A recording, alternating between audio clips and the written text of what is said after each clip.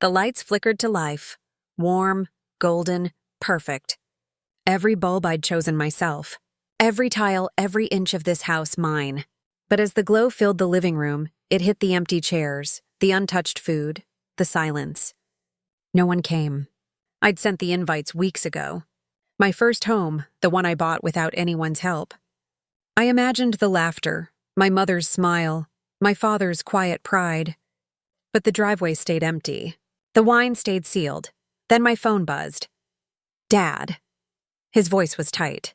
"We need to talk now." I almost laughed. Of course, it was never about me.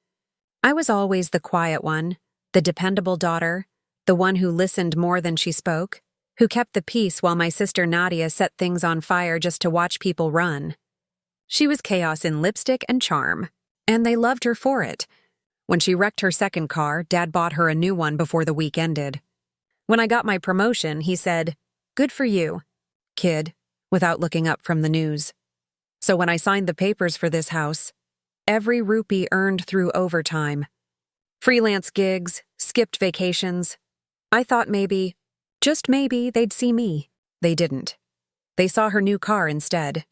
I should have known something was wrong when my mother's voice cracked on the phone that morning.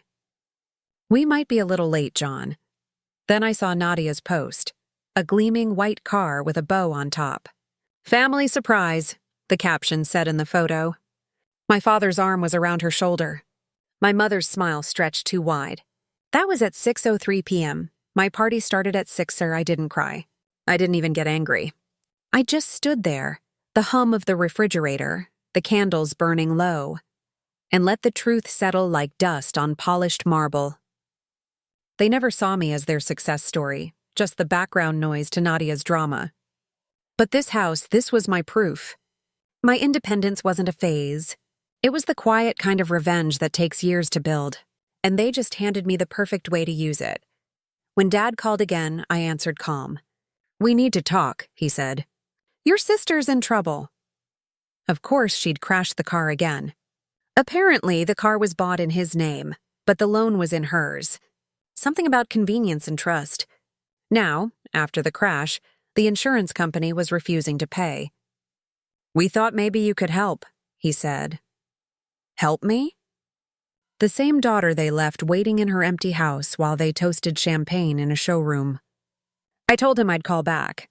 I knew enough about their finances to see where this could go. My father's credit was already thin. Nadia's loan could drag him under if the insurance claim failed. They needed money fast, clean money, and they knew I had it. I spent the night drafting documents, legal ones, precise. I created a small trust fund for family emergencies and offered to help. They didn't read the fine print. They never did.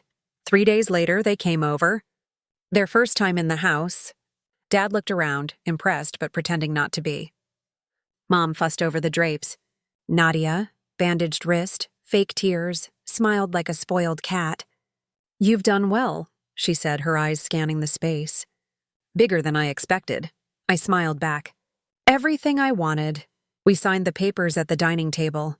They thought it was a simple transfer, me lending money to clear the loan. But the trust was structured differently.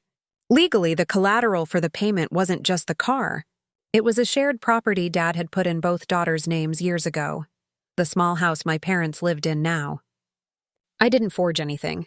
I didn't deceive. I just let them assume. They signed. When the lawyer called my father 2 weeks later, I wasn't there. But I imagined the silence on the other end of the line, the realization.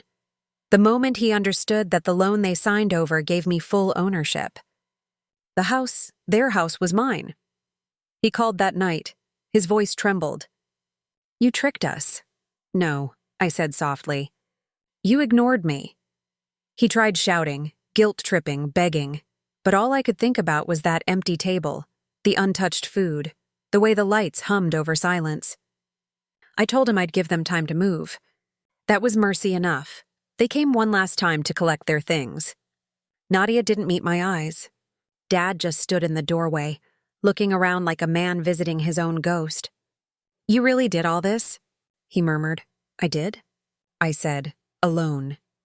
He nodded once, not out of respect, but understanding. For the first time, maybe he saw me not as his daughter, but as someone who didn't need him anymore. That night, I sat in my living room again. Same golden lights, same quiet. But this time, the silence felt different, not empty, earned. Sometimes revenge isn't a scream. It's a signature. It's the moment they realize you were never asking to be seen. You were building something they couldn't ignore, even as they lost everything trying to look the other way.